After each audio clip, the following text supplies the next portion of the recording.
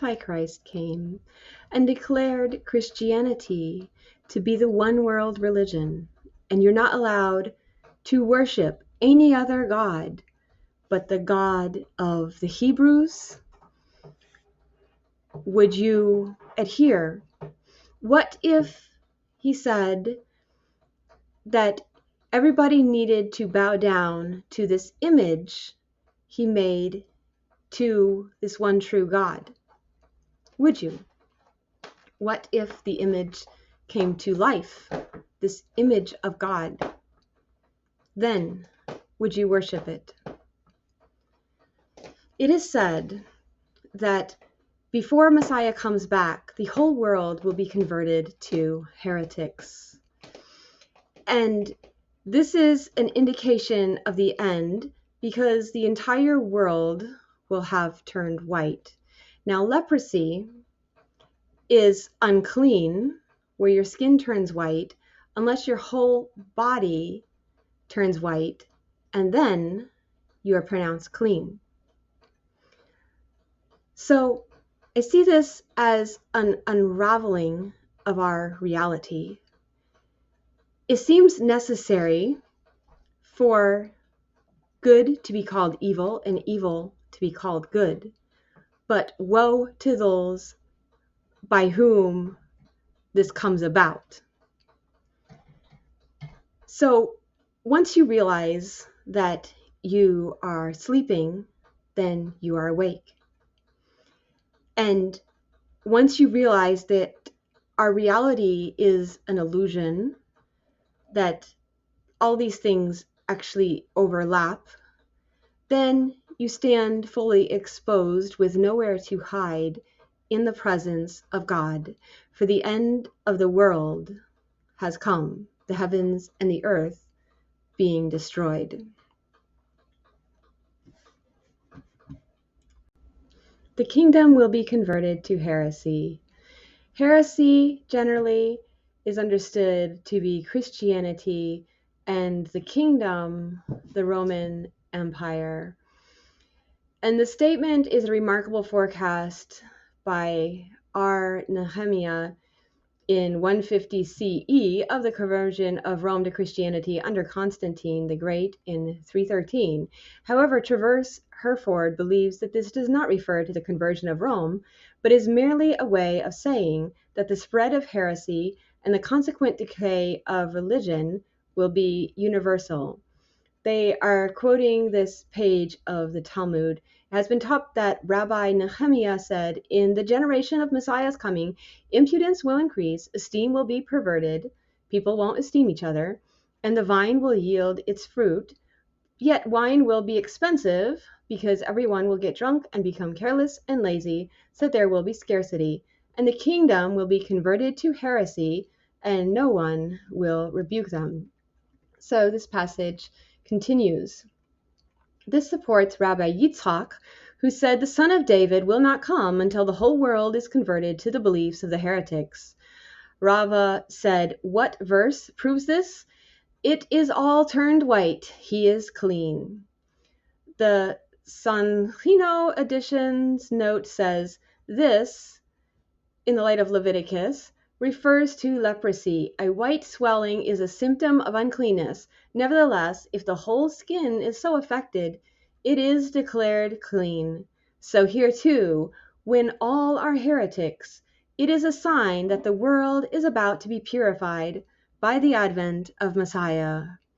So, with this knowledge that there is this full range of interpretation on who is this first white horseman, let's now look at the fourth horseman, whose rider is called the angel of death. First, I want to show you that this is Hashem himself. Then, I want to show you that this is Messiah. And then finally, we can look at this is Antichrist. First, the fourth horseman. And when he opened the fourth seal, I heard the fourth living creature say, come and see.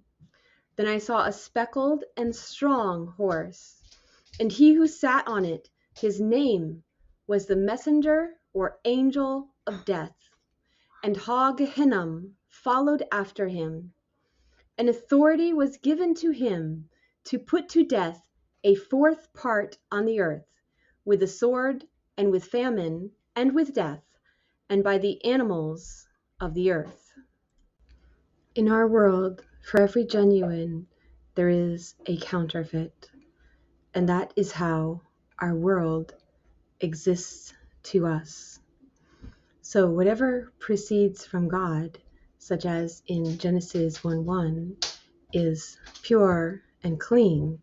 But as soon as there's any shadow caused by turning, which is not what God does, then darkness enters. There is a shadow. And so this is what does not exist.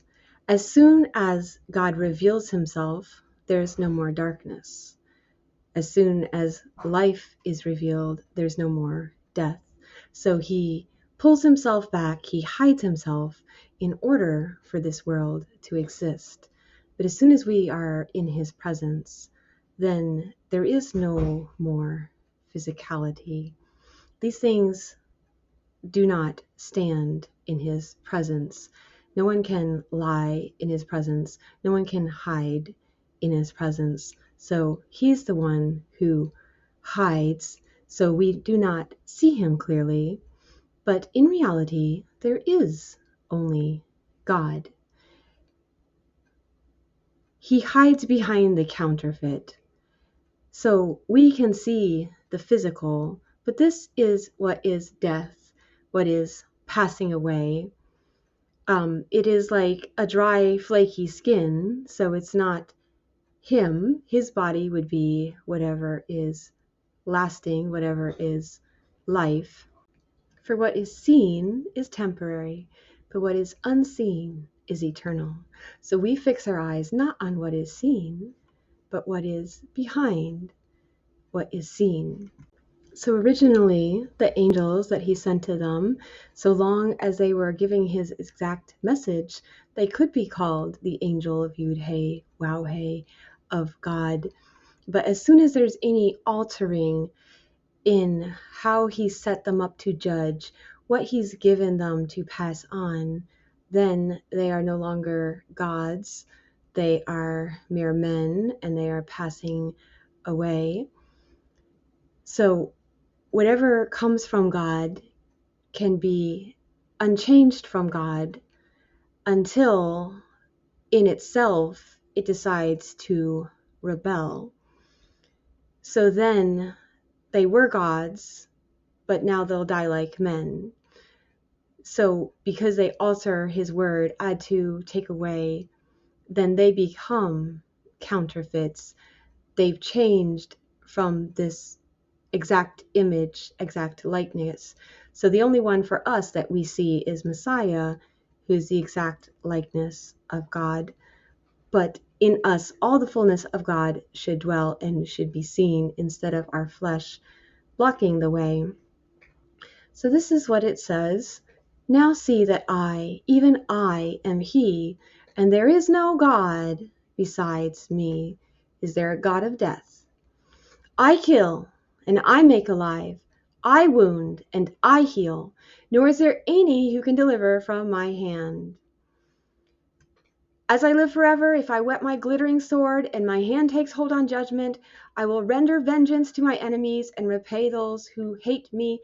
I will make my arrows drunk with blood, and my sword shall devour flesh, with the blood of the slain and the captives, from the heads of the leaders of the enemy. So somehow we've made him just the God of life, of good, but he says that from him also comes evil. All things come from him. Even if in him is no darkness, he can put on a cloak of darkness. So nobody else can take the credit for anything. Nobody else has any power unless they are his servant, and he is enabling them to do a task for himself. So there is only God. There is no power outside of God. And since he's in all things, there's nothing outside of God. Who killed the Egyptians? Hashem passed through to strike down the Egyptians. In Egypt, he struck down the Egyptians and spared our homes. So that's why they have the Passover sacrifice to Hashem, who passed over the houses.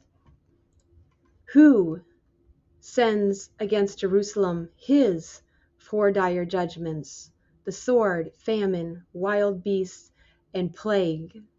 These 4 things that the 4th horseman has. He sends these things. And it says repetitively, I stretch out my hand against it. He's the one who cuts off the supply of food and sends famine. He is the one who sends wild beasts through the land. The word of Hashem, that they have sinned against him, and he has stretched out his hand. Hashem brings a sword against the land. Hashem sends a plague into that land. Hashem alone. There is no God, there is no power outside of him. Everyone else is just doing his word. They are part of his kingdom. He is the God of all. You know why the end comes? It is because we honestly believe there is peace and safety. And how do we come to that conclusion?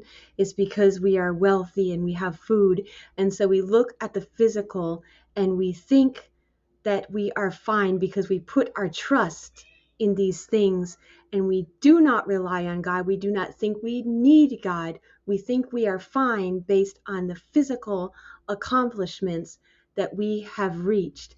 And that's why it will come like such a shock to people. Like Laodicea, they think they're fine, and that's their problem, because they don't even see their need for God.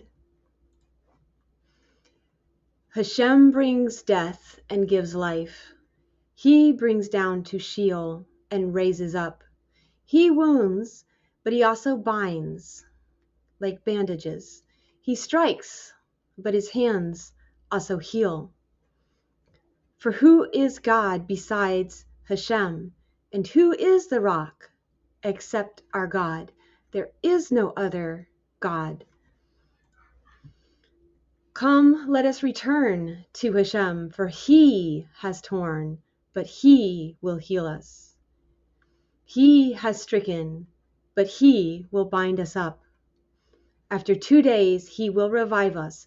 If you are in the light, then you will see only God. The pure see only God. But if you see darkness, if you think if you're looking at the physical and this comes as a shock to you, then your eyes have gotten distracted with the waves and with the conspiracy, and that's why it's difficult for you, because you can't walk on the water when you're looking at the waves. On the 3rd day, he will raise us up, that we may live in his sight. So he has slain us, and he will revive us. And now I will show you that the 4th horseman is Messiah. So all authority in heaven and earth is given to him. God has placed all things under his feet. And he's talked of himself, the speaker in Revelation 1, and I have the keys of the death and Gehennom. So this 4th horseman is called the angel of death and Gehennom. It is understood that whenever it says an angel of Hashem, Yud-He, Waw-He, in the Old Testament, that this is Messiah.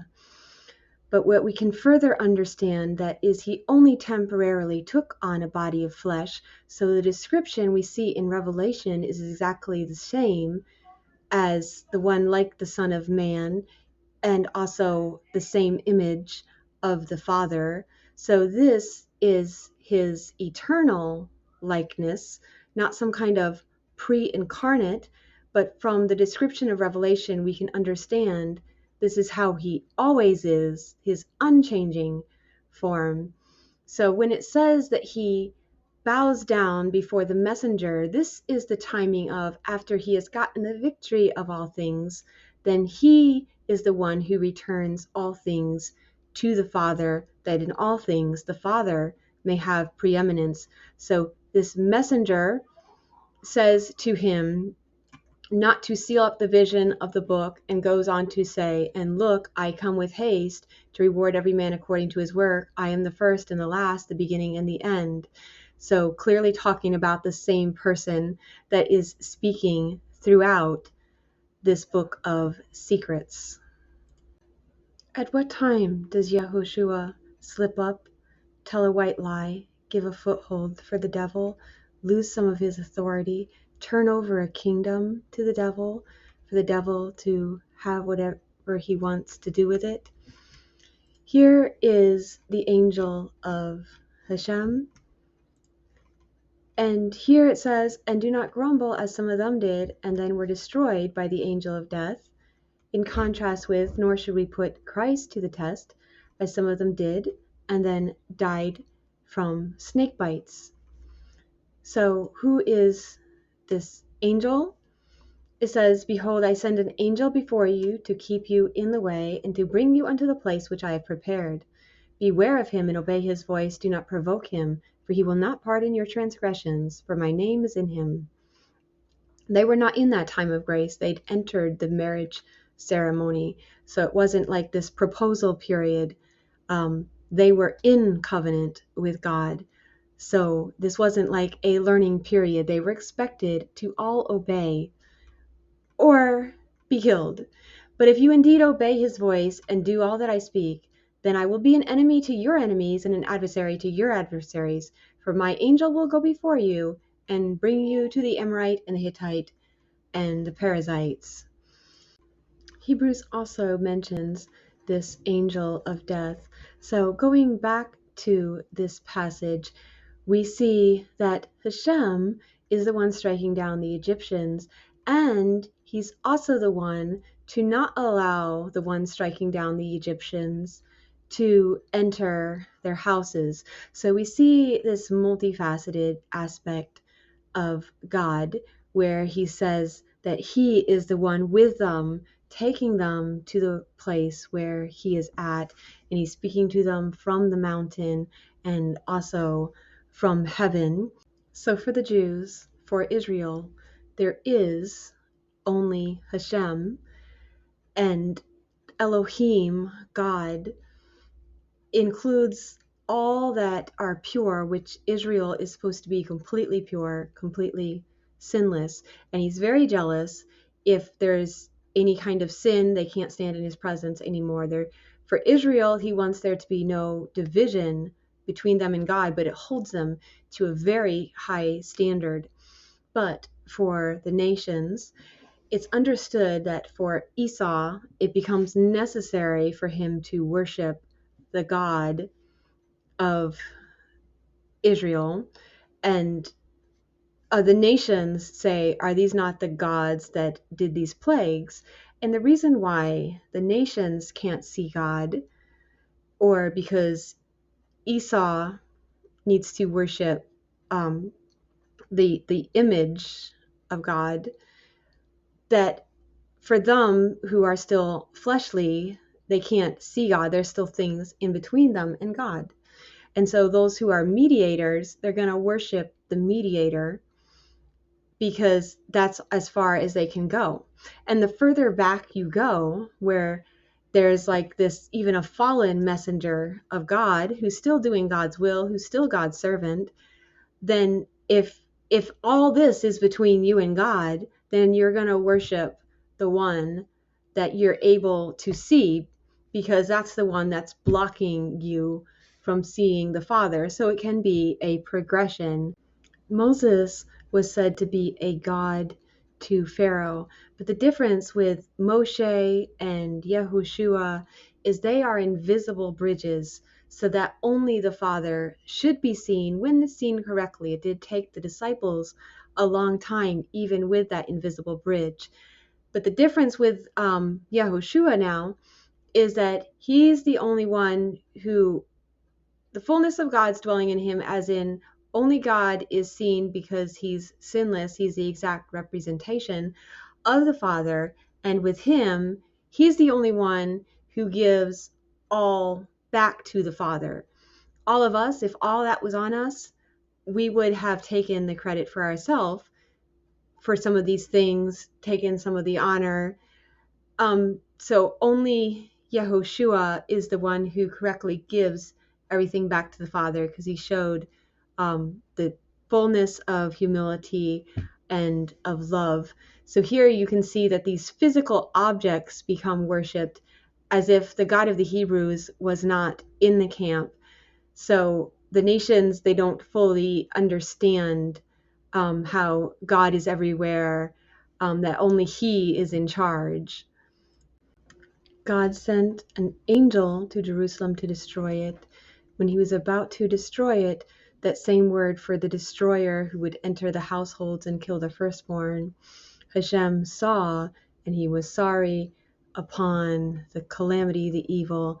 And he said to the angel, the destroying angel, is enough, to relax now his hand, and it's called the angel of Hashem. And it came to pass, when Joshua was by Jericho, that he lifted his eyes and looked, and behold, a man stood opposite him, with a sword drawn in his hand. And Joshua went to him and said to him, Are you for us, or for our adversaries? So he said, No, but as commander of the army of Hashem, I have now come.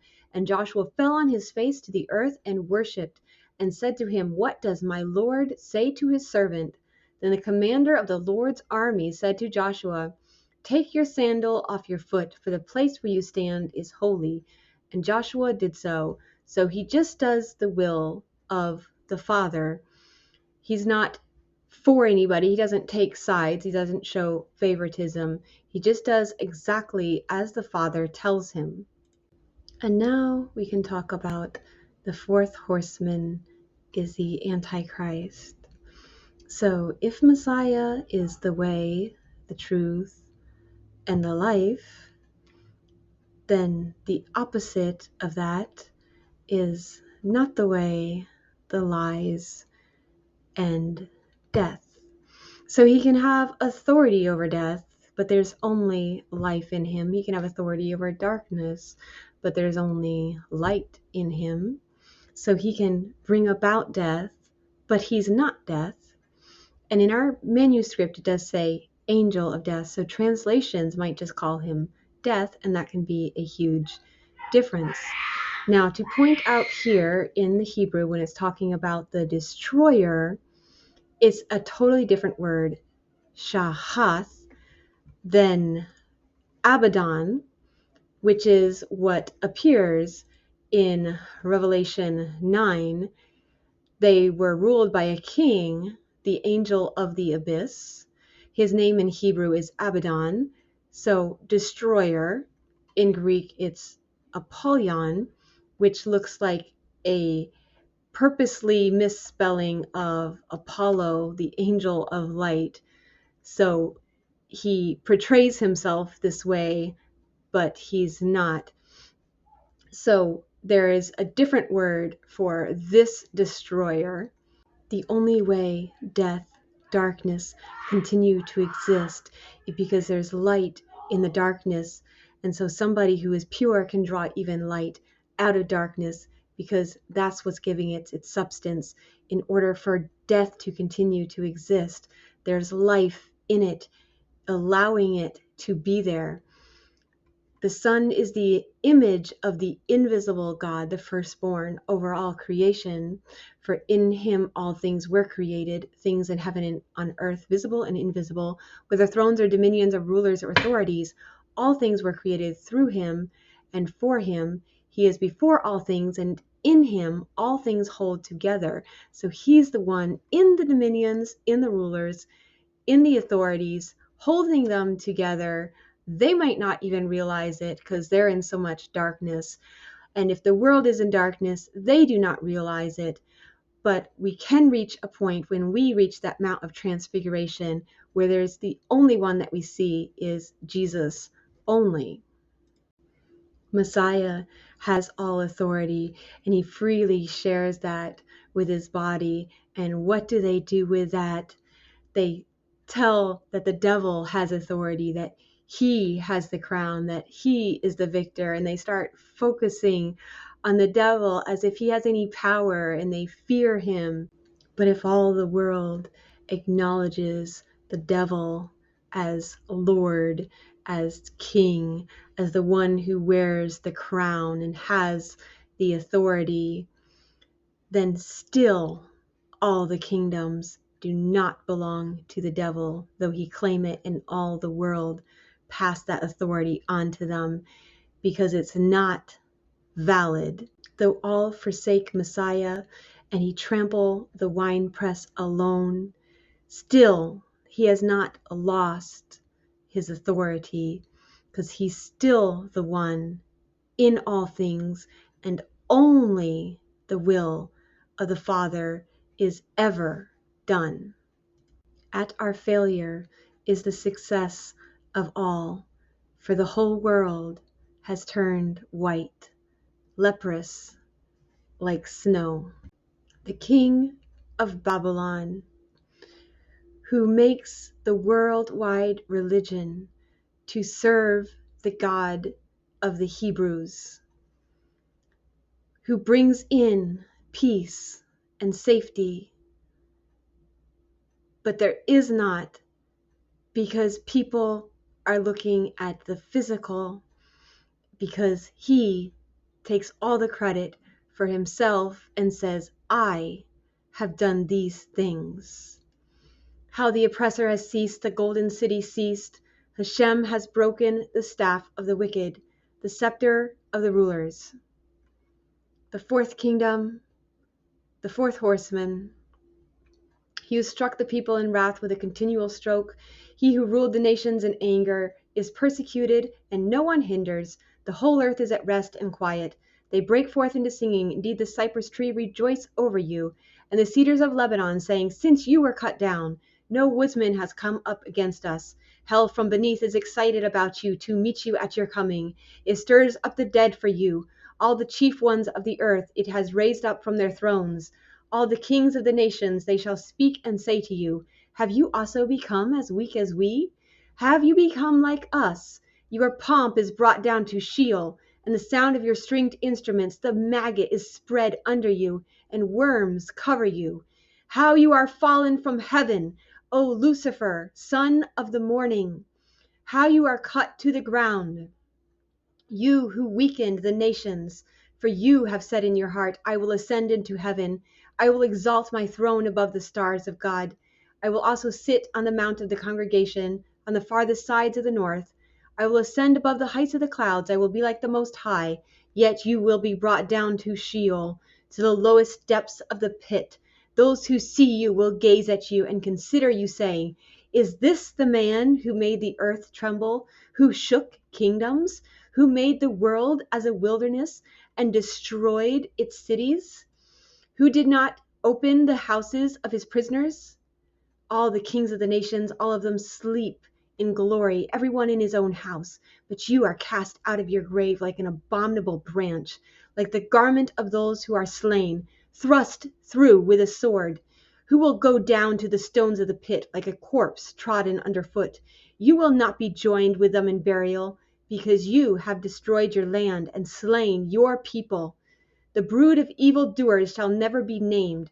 Prepare slaughter for his children, because of the iniquity of their fathers, lest they rise up and possess the land and fill the face of the world with cities. Behold your king. Thanks so much for joining, and Hashem bless you.